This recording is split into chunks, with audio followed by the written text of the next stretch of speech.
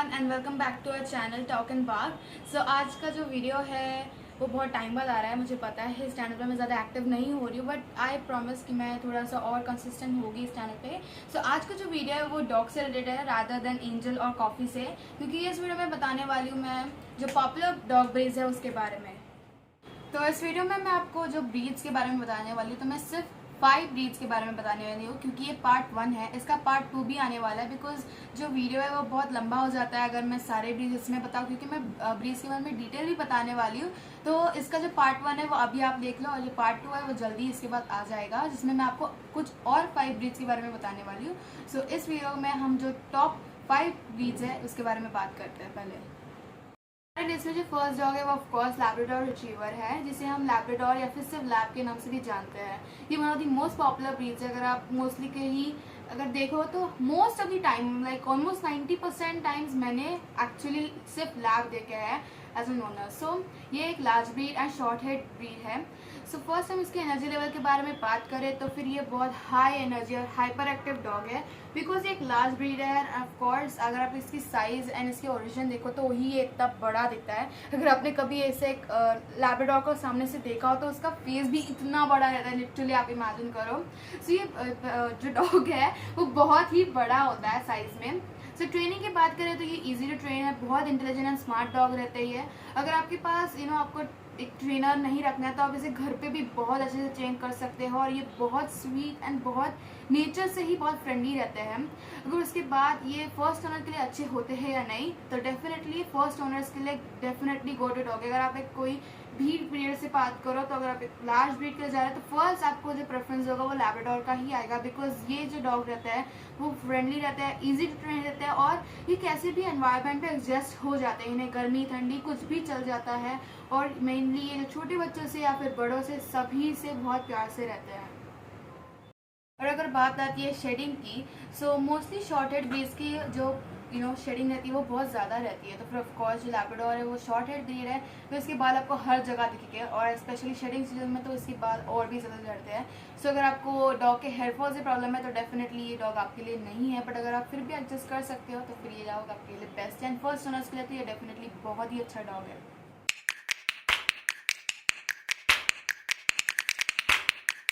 Dog के बाद जो नेक्स्ट ब्रीड आती है वो ऑफकोर्स गोल्डन रिट्रीवर है। ये जो होते हैं वो लैब और गोल्डन ऑलमोस्ट सेम दिखते हैं, जो डिफरेंस रहता है वो उनके हेयर्स में रहता है।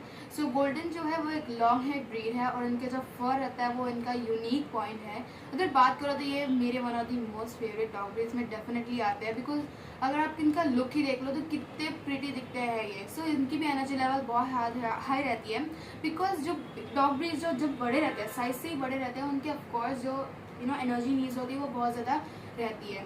इनको भी ट्रेनिंग बहुत इजीली कर सकते हैं, और क्योंकि ये इजी टू ट्रेन डॉग्स है, और ये भी बहुत इंटेलिजेंट और स्मार्ट रहता है। एंड उसके बाद इनका जो शेडिंग रहता है वो कंपैरेटिवली लैब से कम होता है, बिकॉज ऑफकोर्स जिनकी जो ब्रीड्स के बाद जो है वो लंबे रहते हैं, उनकी जो हेयर फॉल है वो कम रहती है। हम लोगों ने खुद देखा है, अगर आप एंजल की बात करो कंपेरेटिव टू कॉफ़ी, क्योंकि कॉफ़ी के बाल छोटे हैं जिसके बाल लिटरली हर जगह पे दिखते हैं, बट जब कॉफ़ी नहीं थी तो हमें हार्डली कभी बाल दिखते थे एंजल के। सो ये एक चीज़ है कि जो लॉन्ग हेयर ब्रीड रहते हैं उनके बाल इतने नहीं झड़ते जितने शॉर्ट हेयर ब्रीड से झड़ते हैं।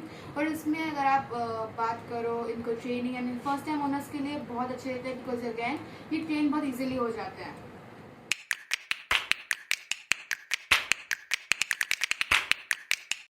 तो हमारे लिस्ट में जो थर्ड डॉग है वो है एक मीडियम साइज डॉग जिसका नाम है इंडियन स्पिट्स।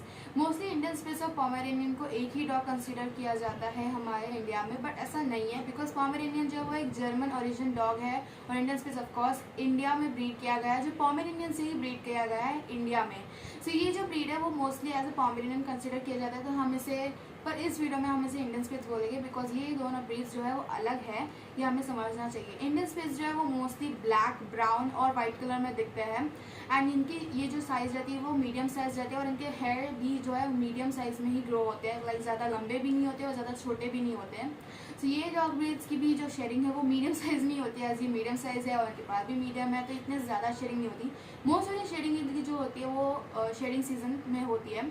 उसके बाद इनकी जो एनर्जी लेवल है वो इतनी नहीं रहती जितनी हमें गोल्डन और लैब में लगती है। अगर आप इन्हें सिर्फ ऑल्टरनेट डेज भी वॉक पे लेके जाए तो भी इनका काम चल जाता है। इनका जो कोई भी डॉग के बारे में, it's not about only lab या फिर, बट किसी भी डॉग को एनर्जी इसलिए चाहिए, वॉक्स वगैरह इसलिए चाहिए होते हैं।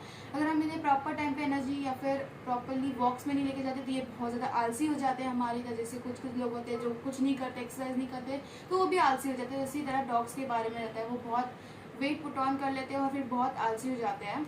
इसी तरह ये सारी डॉग ब्रीड्स के बारे में। और इसीलिए अगर छोटी से छोटी ब्रीड लाइक आपको चिवावा तक को वॉक कराने लेके जाना पड़ता है, तो इसी तरह पोमेरेनियंस मतलब इंडियन स्पिट्स को भी उतना ही एक्सरसाइज लगता है। सो इसमें मोस्टली अगर आप बात करें ट्रेनिंग की, तो ये ट्रेन भी ईजिली हो जाते हैं। इनका सबसे बड़ा प्रॉब्लम जो होता है, ये बहुत ही ज़्यादा बाक करता है। ये बहुत ही सेंसिटिव चीज़, लाइक बहुत सेंसिटिव साउंड्स को तक हियर कर सकते हैं। ये बहुत ज़्यादा भौंकते हैं। सो रात के टाइम पे अगर आपके एरिया में बहुत सारे डॉग्स हैं और जो रात को बाक करते हैं, तो आपकी रात की जो नींद है थोड़ी ख़राब हो सकती है इनके वजह से, बिकॉज ये बहुत बाक करते हैं। हम लोग भी स्टार्टिंग में इंडियन स्पेस जो है वो लेने का सोच रहे थे, बट फिर रात की नींद में ही अगर ये भूख लग जाए तो फिर क्या होगा, इसलिए हम लोगों ने चेंज किया हमारा डिसीजन से। बट ये फर्स्ट टाइम ओनर्स के लिए बहुत अच्छे हैं, बिकॉज हेयर्स अच्छे दिखते हैं, बहुत प्रीटी दिखते हैं, दिखने में बहुत अच्छे थे। मेंटेनेंस भी इनका इतना है हार्ड नहीं रहता, ईजी रहता है।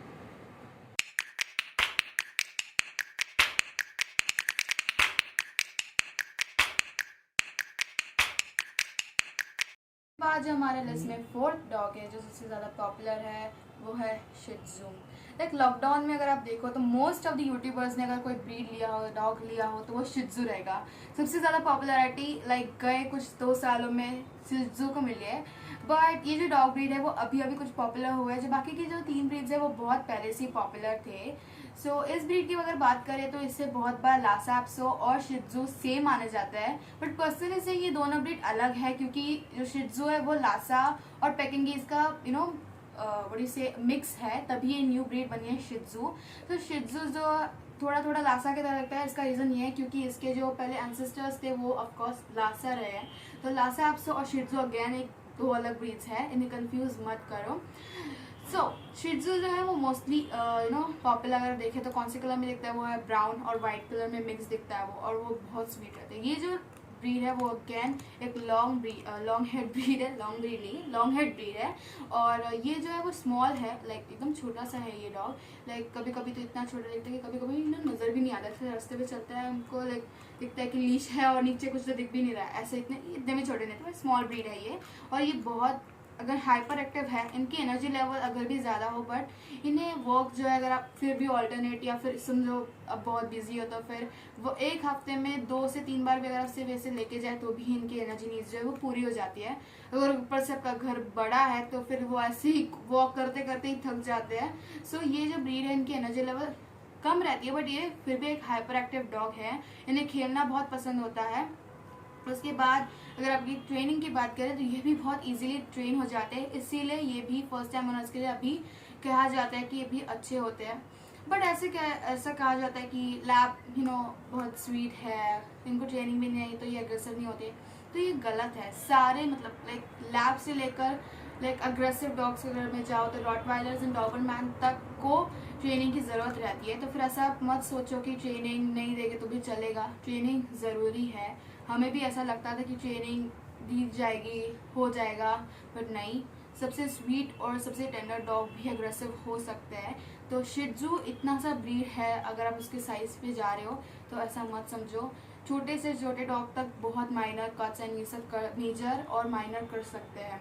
तो ट्रेनिंग जो है वो बहुत इंपॉर्टेंट रहती है। दो ये इजी ट्रेन डॉग है शिह त्ज़ू, आपको इससे ट्रेनिंग देनी होगी। सो फर्स्ट टाइम ओनर्स के लिए डेफिनेटली अच्छा डॉग है। एंड इसके बाल लॉन्ग होने की वजह से शेडिंग का भी कोई प्रॉब्लम नहीं, बट अगर बाल लॉन्ग है तो फिर मेंटेनेंस का प्रॉब्लम आता है। आपको इसको डेली ब्रश करना होगा, वरना बहुत गंदी वजह से इतने बड़े बड़े नॉट्स हो जाते हैं, फिर पूरे इसके बाल निकालने पड़ेंगे। तो फिर मेंटेनेंस बहुत इंपॉर्टेंट है, रोज़ ब्रश करना पड़ेगा। थोड़ा सा टाइम कंज्यूमिंग रहता है, बट जो ये डॉग दिखते हैं ये बहुत ब्यूटीफुल एंड बहुत क्यूट ये डॉग दिखते हैं।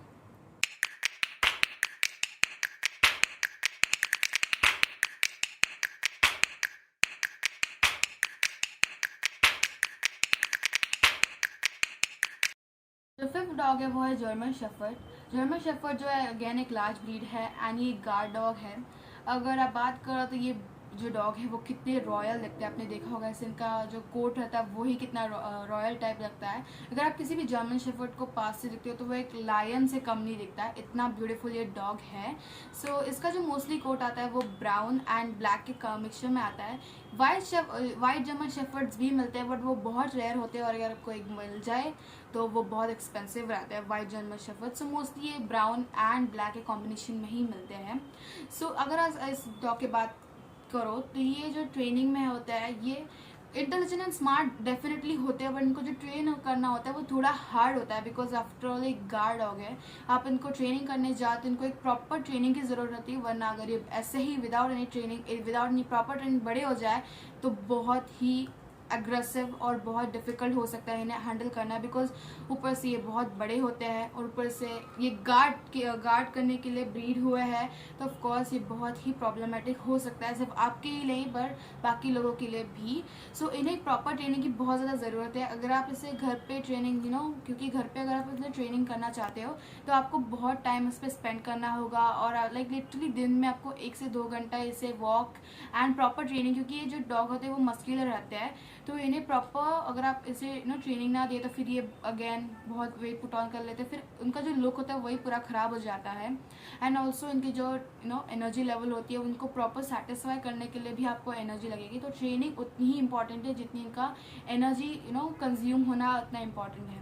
अगर आप इन्हें प्रॉपर घर पे ट्रेनिंग नहीं दे पा रहे तो फिर आपको इनको एक प्रॉपर ट्रेनर की ज़रूरत रहती है, बिकॉज इस डॉग को ट्रेनिंग सबसे प्रायोरिटी पे रहती है, बिकॉज ये डॉग्स जो है वो गार्डिंग के लिए बने हैं और उनके जो टीथ रहते हैं, उनका जो बाइटिंग PSI होता है वो किसी भी डॉग से ज़्यादा होता है। जो गार्ड डॉग्स रहते हैं इनकी बाइटिंग PSI बहुत ज़्यादा हाई रहती है, यानी कि ये किसी के ऊपर भी रहम नहीं करे। अगर इनको गुस्सा आ जाए तो इन्हें कोई नहीं रोक सकता जब तक अगर ये आपके कंट्रोल में ना हो तो। सो ट्रेनिंग ऐसे डॉग्स के लिए प्रायोरिटी पे होनी चाहिए।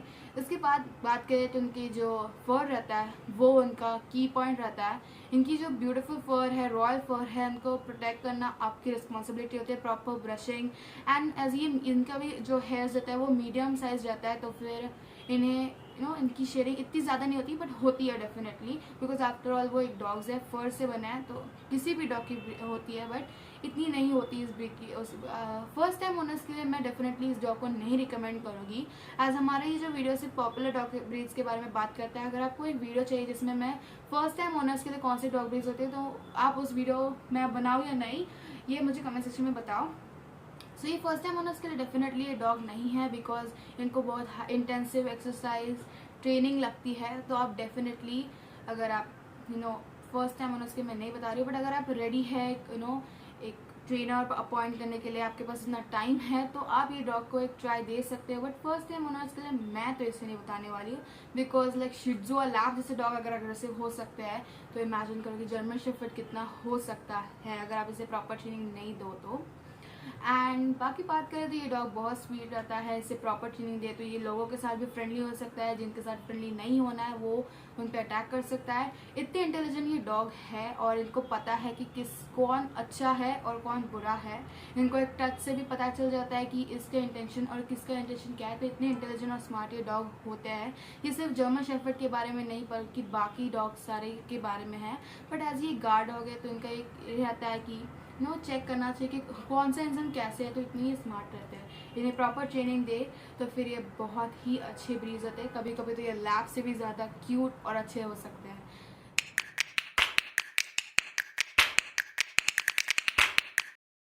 हमारे आज की वीडियो के top 5 popular dog breeds. I hope आपको ये वीडियो अच्छा लगा। ये सिर्फ पार्ट 1 था, इसका पार्ट 2 जल्दी ही आने वाला है।